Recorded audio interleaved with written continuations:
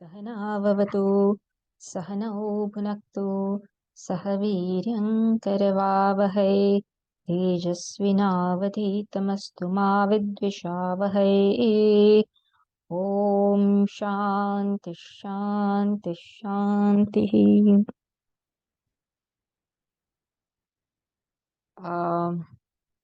Last session, I guess, we will see the rest of the verses today in the session from 91 to 108. So let's start with the prayers. Arunachal Shiv, Arunachal Shiv, Arunachal Shiv, Arunachala, Arunachal Shiv, Arunachal Shiv, Arunachal Shiv, Arunachala, Arunachal Shiv, Arunachal Shiv, Arunachal Shiv, Arunachala, Arunachal Shiv, Arunachal Shiv, Arunachal Shiv, Arunachala, Arunachal Shiv, Arunachala. So we will start with the verses 91 to 106, 108. Let us first chant these. I spoke thus to thee because thou art my Lord. Be not offended, but come and give me happiness, O Arunachala. So that was the last verse we saw. So we have to start from verse 91. Let us enjoy one another in the house of open space, where there is neither night nor day, O Arunachala. Thou didst take aim at me with darts of love, and then devoured me alive, O Arunachala. Thou art the primal being, whereas I count neither in this nor the next world. What didst thou gain then by my worthless self, O Arunachala? Didst thou not invite me in? I have come in. Now measure out for me. My maintenance is now thy burden. Hard is thy lot, O Arunachala. The moment thou didst welcome me, didst enter into me, and grant me thy divine life, I lost my individuality, O Arunachala. Bless me that I may die without losing hold of thee, or miserable is my fate, O Arunachala. From my home thou didst entice me, then stealing into my heart, didst draw me gently into thine. Such is thy grace, O Arunachala. I have betrayed thy secret workings, be not offended. Show me thy grace now openly, and save me, O Arunachala. Grant me the essence of the Vedas, which shine in the Vedanta, one without a second, O Arunachala. Even my slanders treat as praise, and guard me forever as thine own, I pray, O Arunachala. As snow in water, let me melt as love in thee, who art love itself, O Arunachala. I had but thought of thee as Aruna, and lo, I was caught in the trap of thy grace.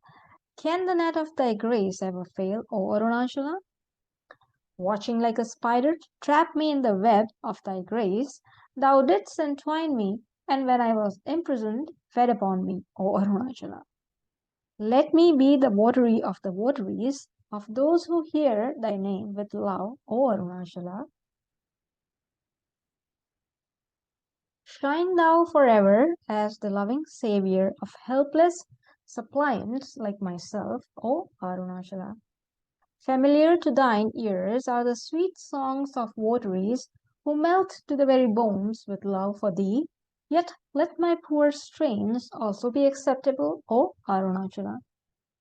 Hill of patience, bear with my foolish words, regarding them as hymns of joy, or as thou please, O Arunachala. O Arunachala, my loving Lord, throw thy garland about my shoulders and wear this one strung by me, O Arunachala. So let us just dive in that verse 91. Let us enjoy one another in the house of open space where there is neither night nor day, O Arunachala. So in the previous verse, the bhakta, the devotee is telling God, the bride is telling our bridegroom, bride Raman Maharshi is telling the bridegroom Arunachala, Lord, that Bhagavan, I have take liberties and just, spoken very freely. Please do not be offended and give me happiness. What I have been requesting since a long time, since this 90 verse through these 90 verses. So grant me that happiness. So now devotee is longing for that experience of non-duality where she will be one with her Lord. So she invites Lord for union. And where is this union to happen? In the heart. Heart is a place uh, where the bhakta realizes, where the realization happens, where this aikyam happens. So the bhakta is inviting Lord for that experience of Advaitam in the heart, in the Daharakasha or Hridayakasha, whatever. Why? Because this is a place for purity where this Advaita Anand is experienced. Then verse 92, thou didst take aim at me with darts of love and then devoured me alive, O Arunachala. So here the commentator is referring to one of the verse mantras of Mundaka Upanishad where Omkara is being referenced as taking Omkara as the uh, bow, uh, and when the seeker he focuses and aims at that Omkara, so with the help of Omkara, he is able to have that realization. So here the commentator clarifies that Om is the bow, self is the arrow, Brahman is the target. So using the pratika or using the aid of Om, one is able to reach or one is able to realize Brahman as the self. Here, however, so there Brahman is presented as the target in Mundaka Upanishad. Here, the commentator says that Bhagavan, the Bhakta is telling that here soul is the target. What is the arrow? Grace. So there, the devotee had to do the what you call? Uh, he had to release the arrow. The seeker had to release the arrow by the means of Omkara to reach Brahman as the self.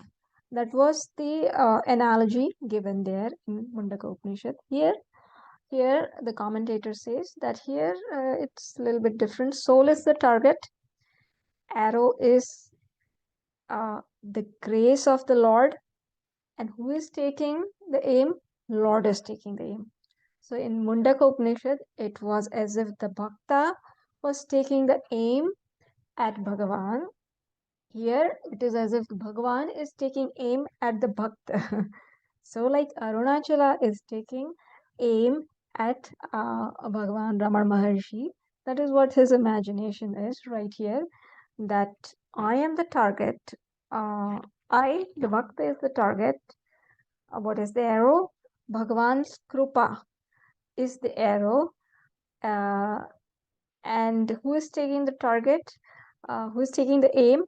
Bhagavan himself is taking the aim through the arrow of his grace, and he's targeting whom? He's targeting me.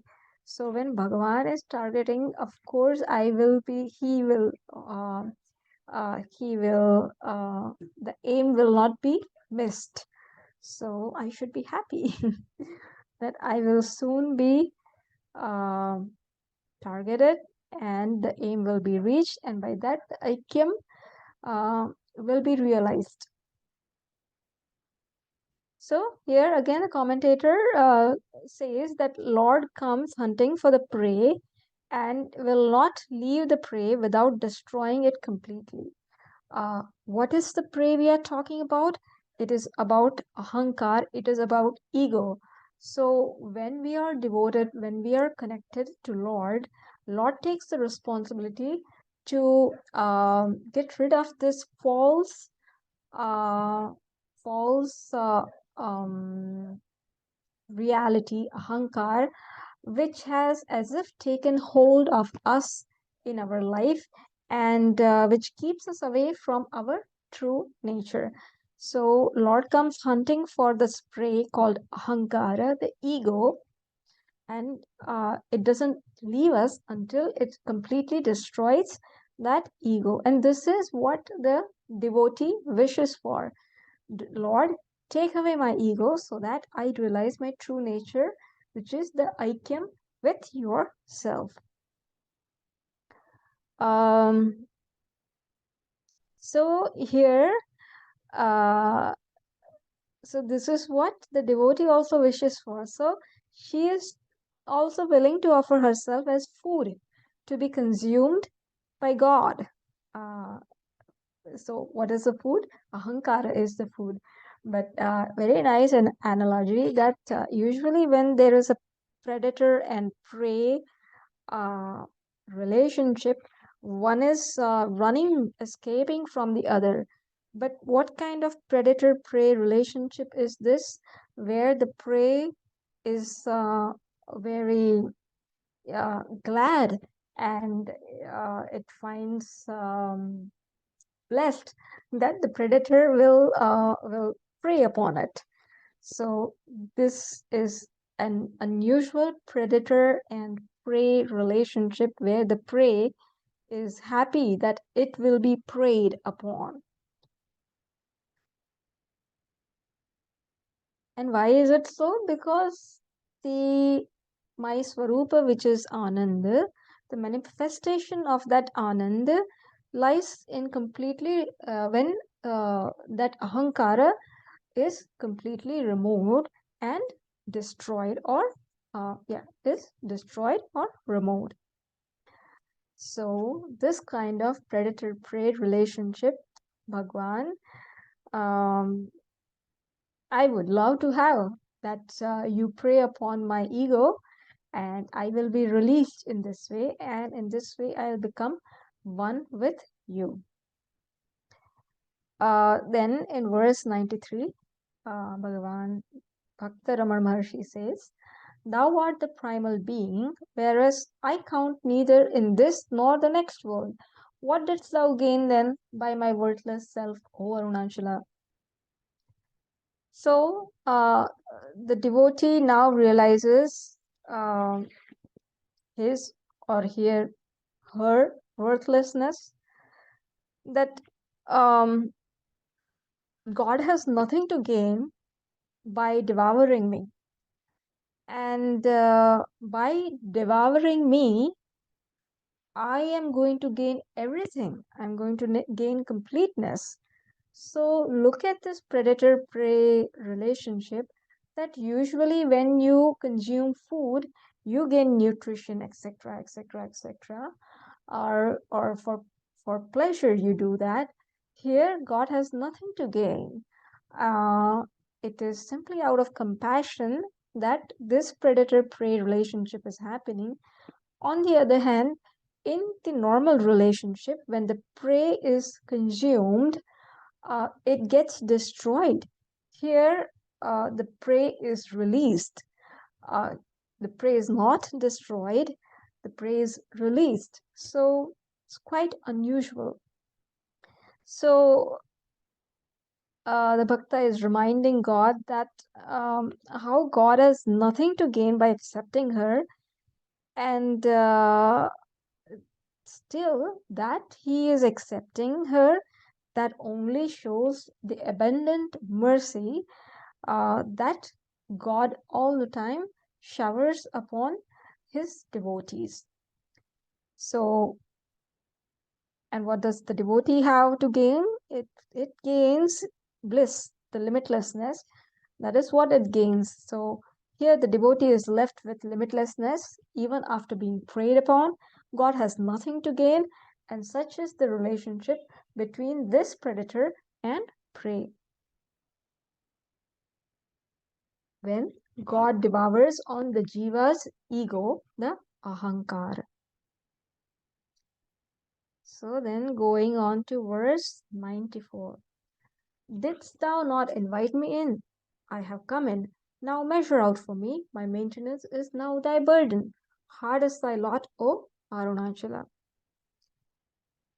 So here the devotee says that, look, Bhagavan, I have come to you at your call. Now, Lord, you cannot leave me to my fate. Since you called me, so now it is your responsibility to take care of me and that I reach my destination, which is Aikyam. So, God, please carry on with your responsibility. And here the Bhakta is also telling God that your will is even more powerful than fate. So don't, come up with the excuse that your fate is like that. What can I do? No, Bhagavan, your will is more powerful even than fate. So let's say even if my fate was weaker, still with your will, everything is possible. So God, please carry on. Please carry on your responsibility now that I've come to you, come at your feet, at your call. So now you should take care of me. So here the commentator also says that a sincere devotee has nothing to worry about, not even about the yoga and kshema, about the sustenance of his life. It's all taken care of by Bhagavan. Lord takes care of it. He just have to, the devotee just has to devote himself sincerely, and then Bhagavan takes care of the rest. Uh, his uh, his uh, his his bhakti bhav, his sincerity to know Narayan, to dwell in this vision of, to know and to dwell in this vision of non-duality should be sincere, or even to know, or the efforts to know even Bhagavan should be sincere, and then the rest Bhagavan will take care of. Then verse 95. The moment thou didst welcome me, didst enter into me and grant me thy divine life, I lost my individuality, O Arunachala. So here, the Bhakta is telling that when ego is lost, the self is lost. Sorry, when ego is lost, the self is gained. My Swarupa is gained when this false sense of ego is removed by the grace of Bhagavan. So that gaining of the self, my realizing my true Swarupa of myself, how does that happen? By the grace of Lord. And this ego is a mere illusion, and avidya or ignorance is the reason for this or for this ego. So we say that avidya is the karanam for ahankara, which is the karya. So ego is a mere illusion, meaning it doesn't have a tangible reality. It is not something tangible. Why? Because it is an effect. Effect of what? Effect of a cause which itself is not tangible.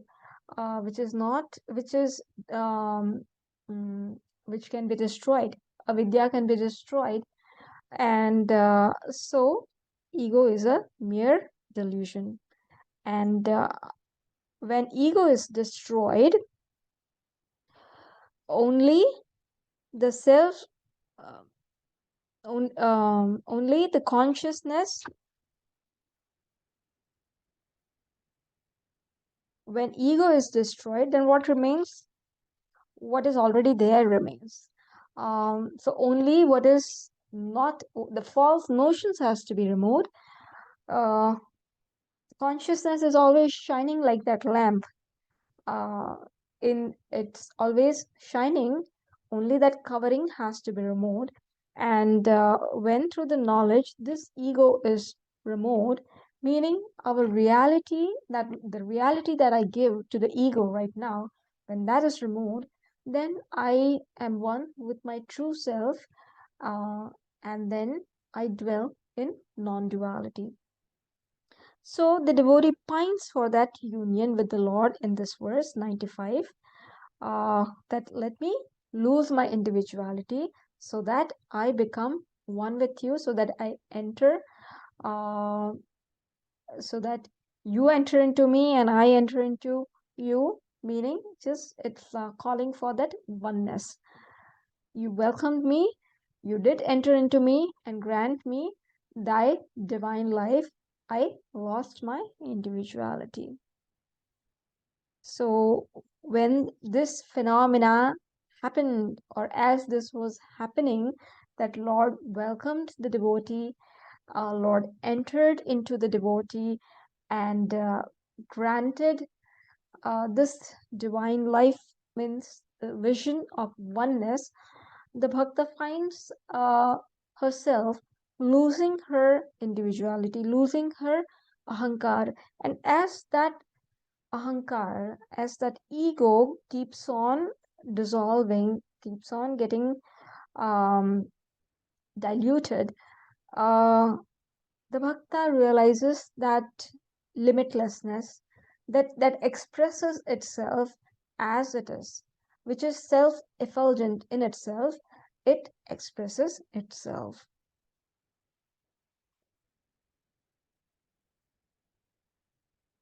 So she finds herself losing into, uh, she finds her true self by losing herself. She finds her true nature by losing herself, false self, which is ego. So the separated existence, like Bhakta and Bhagavan, that kind of separate existence is the cause of misery. And when this realization of my true self happens, um, then I'm freed from that sense of duality, and then the misery also is removed forever. I'm sorry, this was written a week or two ago, so I'm kind of I'm a little fallen aback, and I'm trying to remind myself, okay, what was this? What is this commentary talking about? So I'm just brushing my mind after the 2 weeks of break. But yeah, essentially, the bhakta is uh, is is telling his she is expressing herself of what exactly happened when she found that Bhagavan welcomed her, entered her into her, and he started working on her ego, and she felt her individuality being lost. That process is being expressed in this verse. It is the bhakta is just trying to express it, but this is something that we have to go through. It is not something that can be expressed by words. We can only try to think that this is what Bhagavan Ramana Maharshi must have gone through, but we all have to go through this thing by actually um, by actually feeling how Bhagavan is how our personality is saturated with Bhagavan's kripa, with Bhagavan's blessing, and by having that gratitude, by by um, by acknowledging that gratitude, uh, we can slowly uh, enjoy this happiness of losing our individuality. It is perhaps happening even right now. We just have to recognize, realize, and enjoy this process. So then, verse 96 says, Bless me that I may die without losing hold of thee, or miserable is my fate, O Arunachala. So, here, how it is said, even in Bhagavad Gita, it is said that whatever is the last thought, that is what one um, gains in the next life. So, Lord, if I die not remembering you or your name, I will be back in the samsara. That is not something what I want. So, please let that never happen upon me. And for that, please shower your grace that I do not die without giving up you in my mind or giving up your name in my mind. My last thoughts should always be you and Bhagavan's name, you and your name. So here the devotee prays that may his every minute be in remembering Lord. Why? Because when can the last thought be related to Bhagavan or Bhagavan's name? When we have lived that our entire life devoted to Bhagavan, then only the predominant thought at the time of death would be for regarding Lord or Lord's name. So then, 97. From my home thou didst entice me, then stealing into my heart didst draw me gently into thine. Such is thy grace, O Arunachala. So again, singing the glories of Lord's grace, that it is by Lord's grace alone that I, who am currently dwelling in the house of ego, my house is the house of ego, I'm slowly made to enter into my real home, which is my Swarupa. So right now I'm dwelling in this false home, or in this home of false ego, or this false home called ahankara or ego. And from that, what do? You make me transfer into my real home, into my Swarupa. When I, by uplifting me from that false notions, from that ego, from giving reality to this false ego. So in this way, you make me slowly enter into my heart, into my home, into my real home, into my Swarupa. So you have shown me my real home, and you have shown me that my real home, my Swarupa, that is itself your home. So you have shown me the oneness between you and I. So here in the concluding verses, sometimes we find the bhakta is expressing how Bhagavan has already as if given the oneness, already given that vision of oneness. Sometimes he is requesting for that oneness. So we are finding both emotions. Perhaps it could be also taken in the way that you are going to grant me this. So I am already in advance. I am thanking you for giving me that vision of oneness, or I'm expressing myself of how it feels like when that vision of oneness is gained or will be gained. So in verse 98, then Bhagavan says, Bhakta says to Bhagavan, I have betrayed thy secret workings. Be not offended. Show me thy grace now openly and save me, O Arunachala. So Bhakta has taken quite a bit of liberty and now is worried that, oh Bhagavan, please don't get offended. It's only out of love I have done all this. I have spoken with you very freely. Please do not be offended and please come and show me your grace openly and save me, O Arunachala. I am sorry if I have publicly disclosed your uh,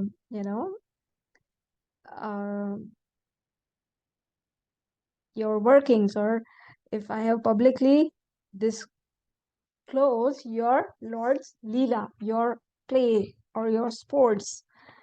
But that was not the intention. My intention was just to express my love towards you and my bhakti bhav towards you and my longing for you. So you should not take it otherwise. Save me by admitting me into uh, into your uh, into your heart.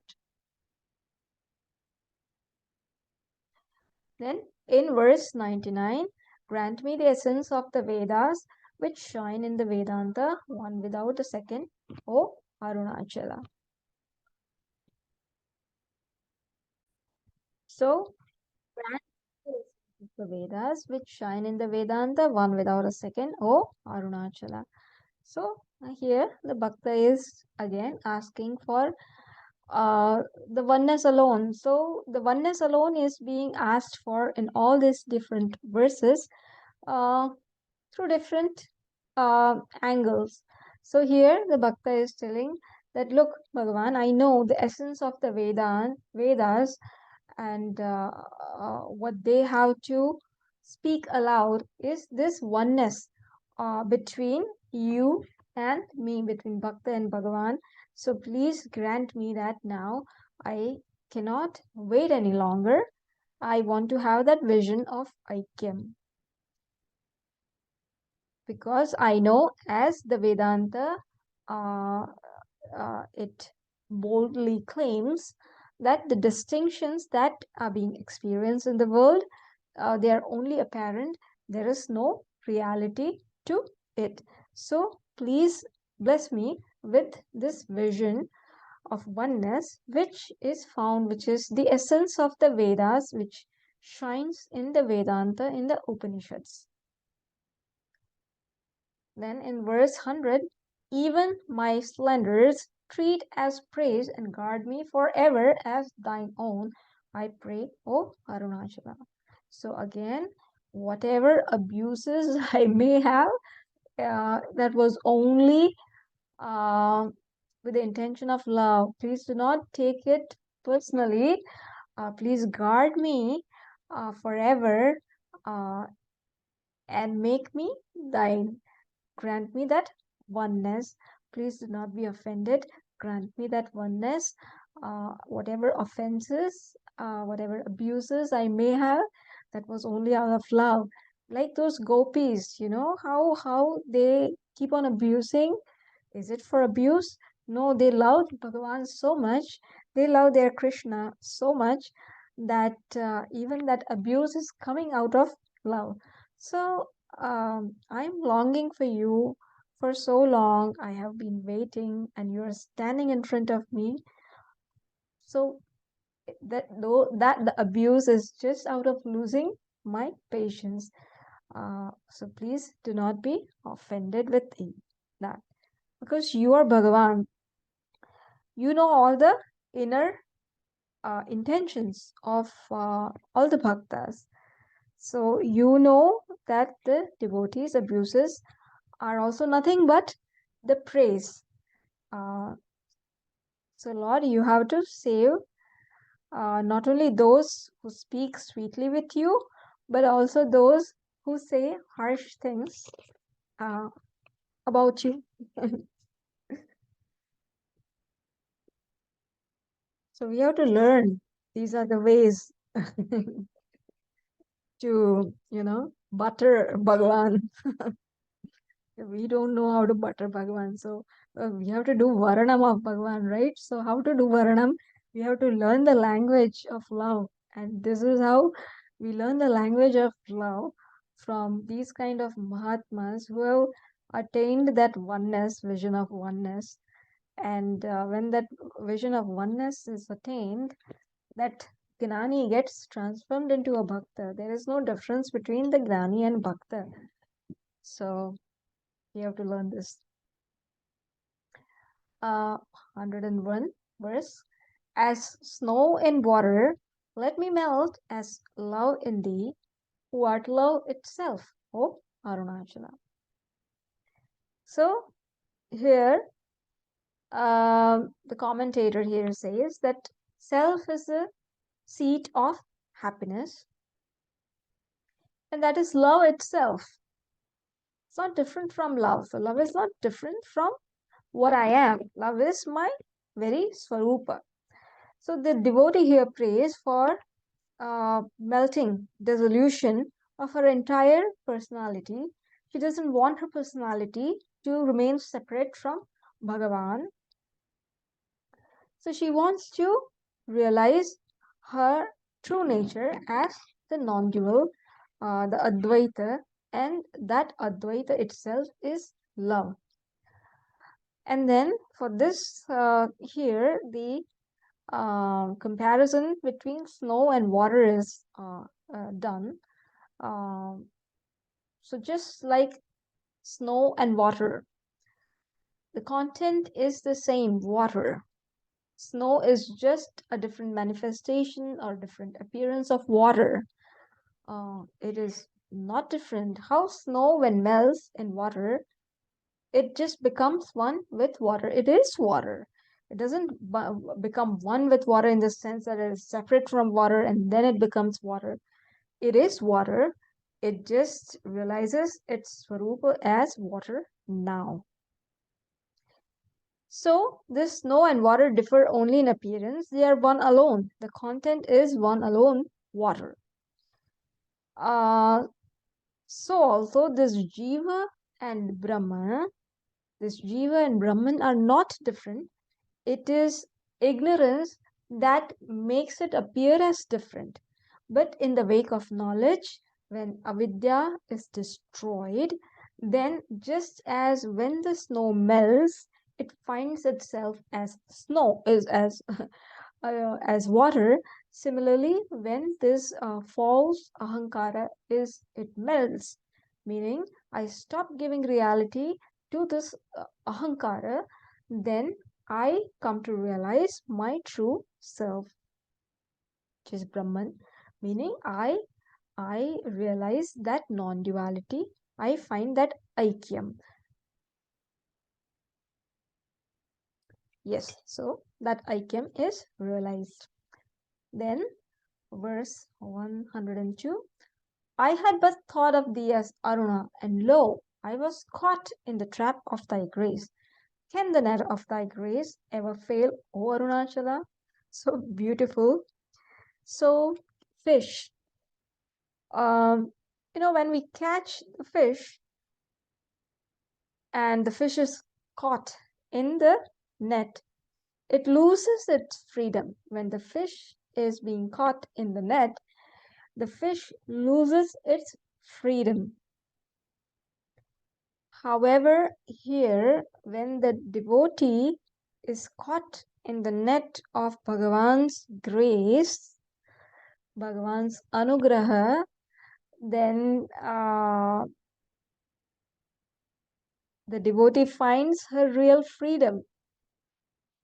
So whereas the fish loses her freedom in being caught in a net, I, the devotee, Bhagavan, when I am caught in your net of grace, I find myself, I find the real freedom that I have been searching for. So when I am caught, or when I come in touch with your divine grace, then I'm as if caught by you, by your grace, and I find the real freedom. By your very thought, O Arunachala, I get caught, or I got caught in the net of your grace, O Arunachala. So Bhakta only thought about Bhagavan, and lo, Bhagavan, as if came showering rains upon him, and I'm caught. I There is no other vikalpa but to be drenched by the rain of your grace.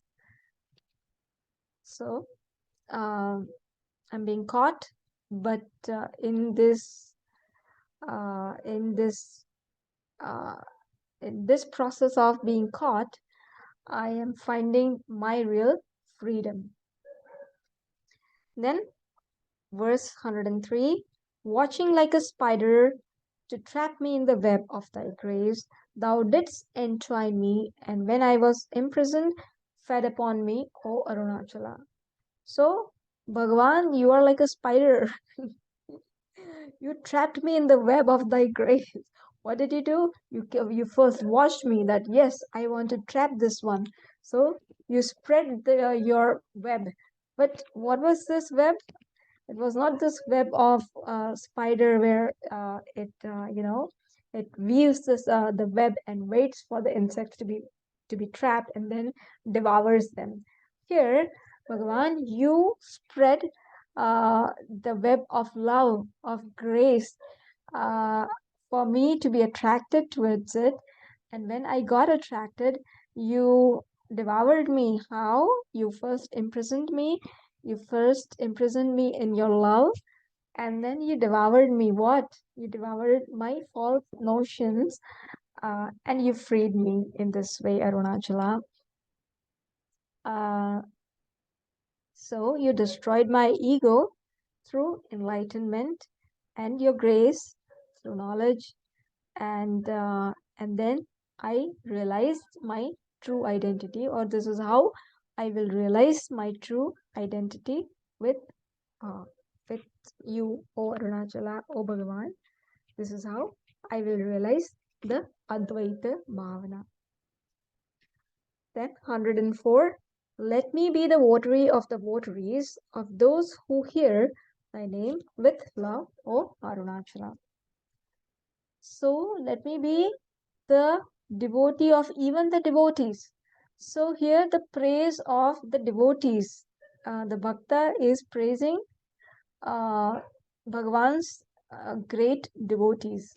I want to be the Bhakta of even your Bhaktas, because I find no difference between Bhagavan, you, and your name.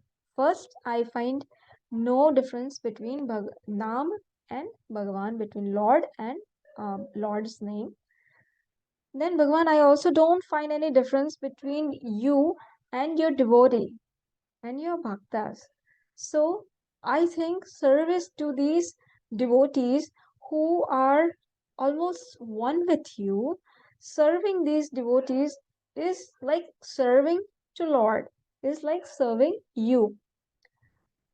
So many devotees have prayed to Lord that he or she may be given the privilege of serving the Lord's devotees, and in the same way here our Bhakta Raman Maharshi is penning down this verse that may I have the pleasure to serve the Bhakta, to serve even uh, may I have the pleasure of serving uh, the devotees who are devoted to you.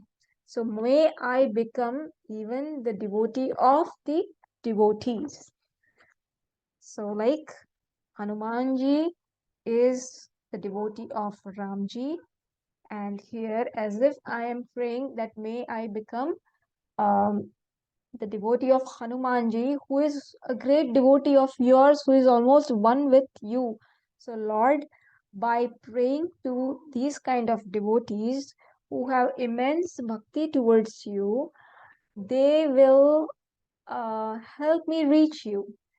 If I can't reach you directly, Bhagavan, these devotees are so great, their heart is so pure that by just keeping them in my heart, when I will remember Hanumanji, I will as if reach Ramji. Because Hanumanji always has Ramji in his heart. So I just have to I just have to have Hanumanji in my heart, and since Hanumanji already has Ramji in his heart, Ramji will automatically be in my heart. If I am able to manage, I'll capture Hanumanji in my heart. Something of this sort. I just want to be the Bhakta of Bhaktas.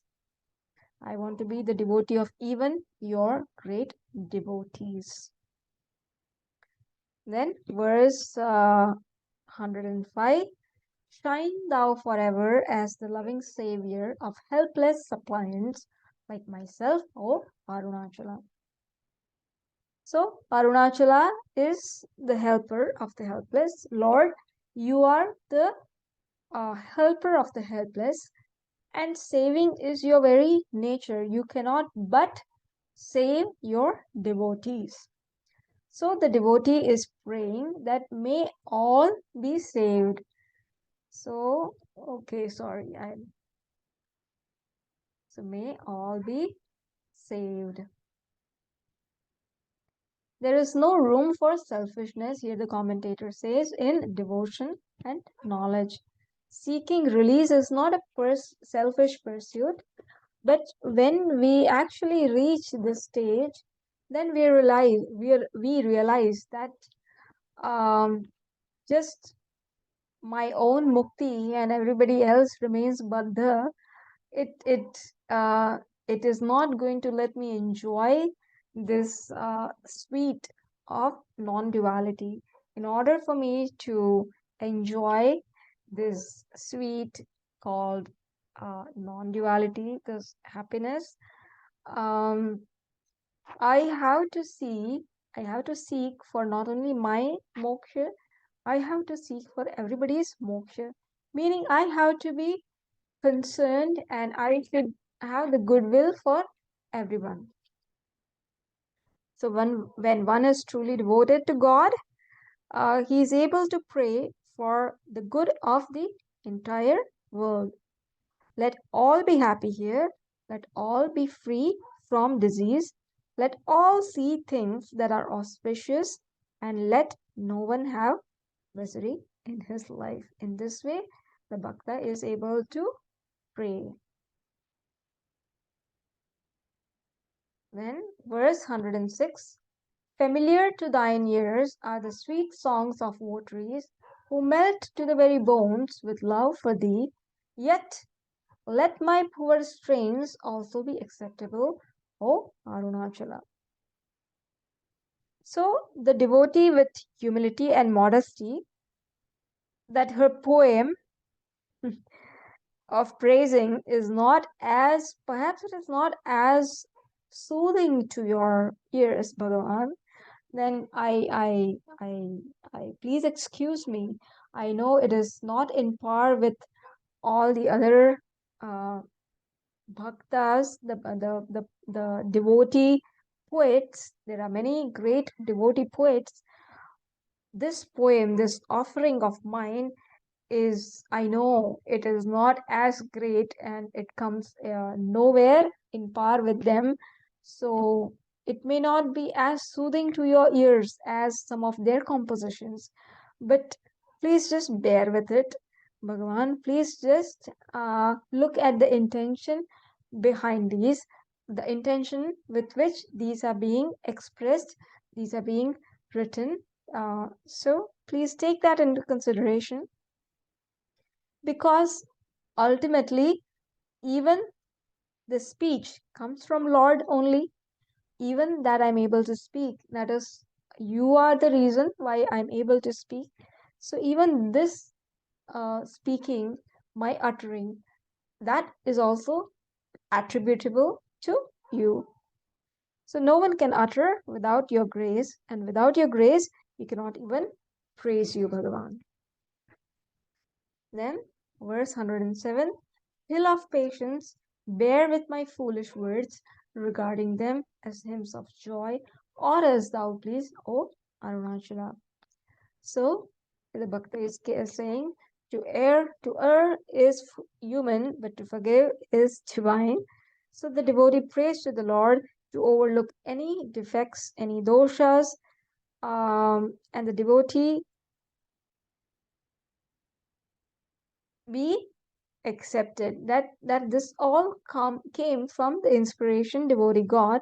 So his offering be accepted and he be accepted. Here we should say she because it is a bride. So the devotee be accepted and this offering also be accepted. And any attempt to praise Lord is bound to fail, for he is beyond the reach of words and thoughts. So the devotee cannot but praise him, but she does not ever hope to find words that are adequate, because God cannot be expressed by through words. In the last verse, O Arunachala, my loving Lord, throw thy garland about my shoulders and wear this strung by me, O Arunachala. The actual Varnam, he is asking for the actual Varnam, devotee praise for the intensification of bhakti within and ask the Lord to accept her bridal garland of letters.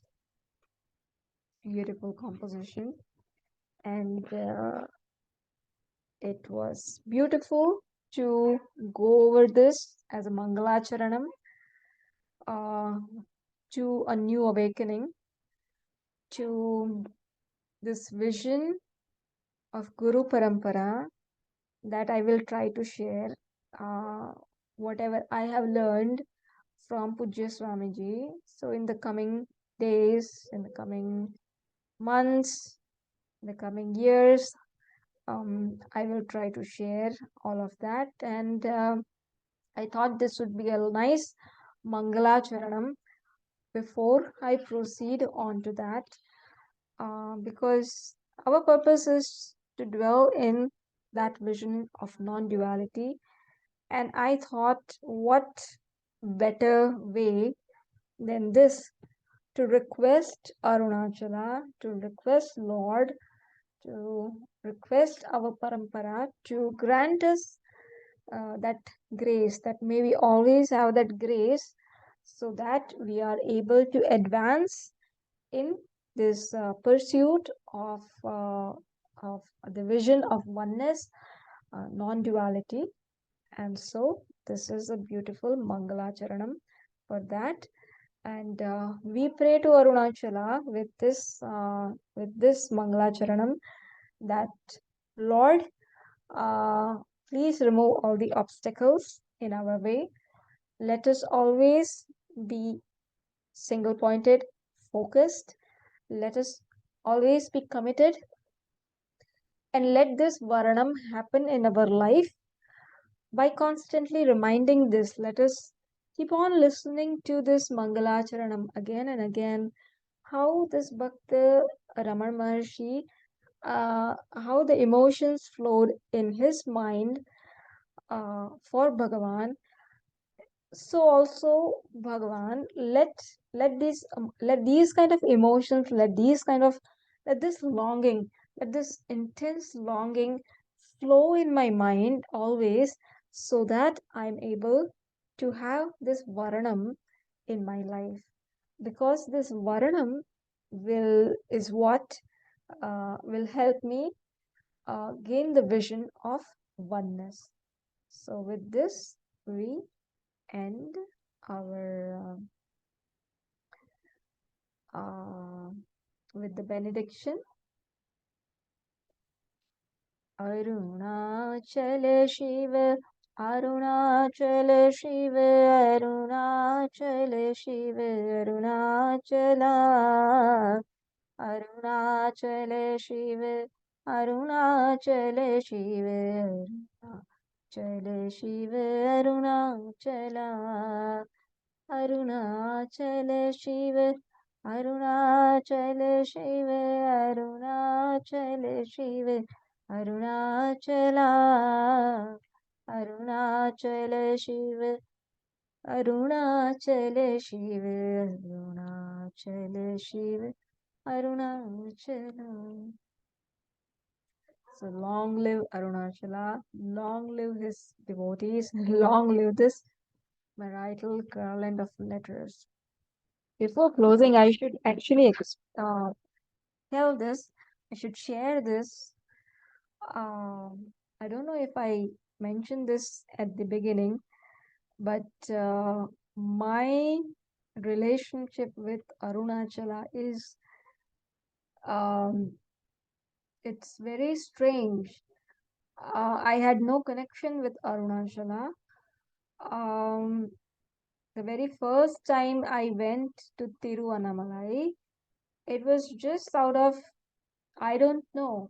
Um, I thought I should just go there once. I should just go there and see. I went to see Raman Maharshi's kind of, ashram, and I had read Upadeshas. I had heard uh, the explanation of Upadesh Saram, Puja Mataji's explanation of Upadesh Saram back then.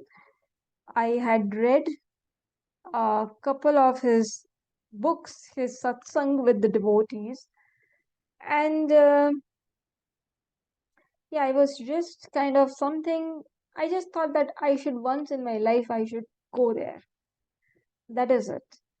So I went there, and I did feel that energy. I didn't. I stayed for 12 days at the ashram itself, at the Raman ashram itself. I didn't know anything about Tiruvannamalai. I didn't know anything that this is. I didn't know anything about Arunachala to speak with. So I had just gone there for. I wanted to see where Raman Maharshi kind of, he lived. So I had just gone purely for to see, with Raman Maharshi in my mind. So in those 12 days, I was just staying at the ashram, trying to meditate with whatever concept of meditation I had, and nothing else. And I felt such strong vibrations that I decided in the 3 months when Swamiji is not here, he is visiting US, and when I used to go for Ekanta, I thought, let me try this time, go to Tiruvannamalai. And it was then that uh, I started learning about Arunachala more outside, like not just in reference to Bhagavan Raman Maharshi, but Arunachala in itself. I started learning its power. I like its love, the devotion. So I started having that bondage of uh, Bhagavan, of looking upon Arunachala as Bhagavan, because to me it was like it's a mountain. When I went there for the first time, just stayed in the ashram, it was a beautiful mountain. I went to the cave, etc. I did everything. Uh, but the attitude I had was, yes, it's a mountain.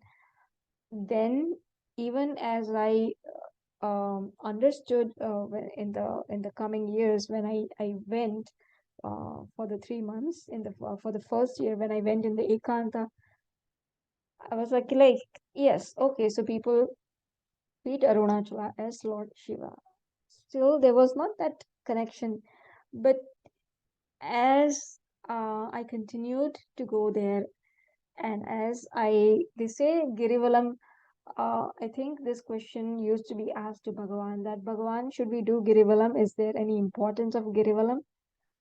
Girivalam is the circumambulation. I think we have already gone through that. And I had that same kind of idea because basically when I go to Tiruvannamalai and for Ekanta, I'm just studying Pujya Swamiji's recording. So I'm not doing anything to speak with other than, like, I'm not doing anything related to Bhagavan Raman Maharshi's teaching or anything. I'm actually just dwelling on our Swamiji's teachings. But that place has that divinity. I felt that grace, that energy, and I said, let me do this Girivalam at least once. So I was just going to do it for the sake of, and then you do that Girivalam and you feel that power. You have to have Shraddha, of course. You have to have that Shraddha. Without Shraddha, nothing can be achieved or nothing can be realized. So you have to have some Shraddha and then you do Girivalam. And with all the Shraddha, I did the Girivalam with all whatever I wanted to pray. I used to pray. I did the upasana as if sometimes I did Rudram. In my mind, I would chant Rudram, and as if look, they say when you are doing the circumambulation, you should your eyes should constantly be focused at the tip of Arunachala. So I would every once in a while I would look at Arunachala, and in my mind I would as if chant the Rudram, and um as if imagine that I have this whole huge container, this vessel with all the holes in it, and I am pouring. I'm pouring just I'm doing the abhishekam on Arunachala as if there is raining, as if the devatas are pouring that abhishekam water, and Arunachala is just being drenched with abhishekam with water, with the offering of milk. So whatever we upchar we do in our regular puja, that's what I would imagine.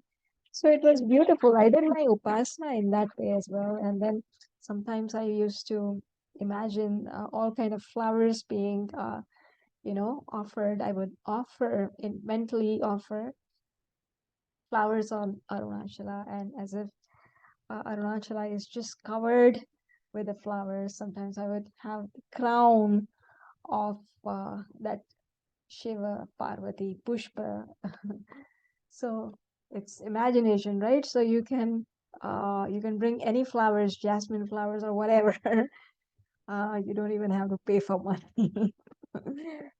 No, but I mean, so you do that, and that devotion actually builds up. So that devotion was not from day one. It got built up. And with so many people praying Arunachala, it has that power. And um, I don't know, that place has just power, some power. This past Ekanta, for some reason, I had gone to Anaikatti first and then for a month. And then from there, I was supposed to go to Thiru. And I don't know, I think I became so comfortable at Anaikatti that for the first time I felt like okay, I don't think I want to go to Thiru. More so because I had to cook cook. I usually cook by myself at Thiru, so I was like, oh my god, now I have to cook and I have to wash my clothes, etc. All by myself. There's not going to be a washing machine, etc. So perhaps I was seeing some excuses of not going, and somehow um, something attracted me as if it was Arunachala itself, like dragging me.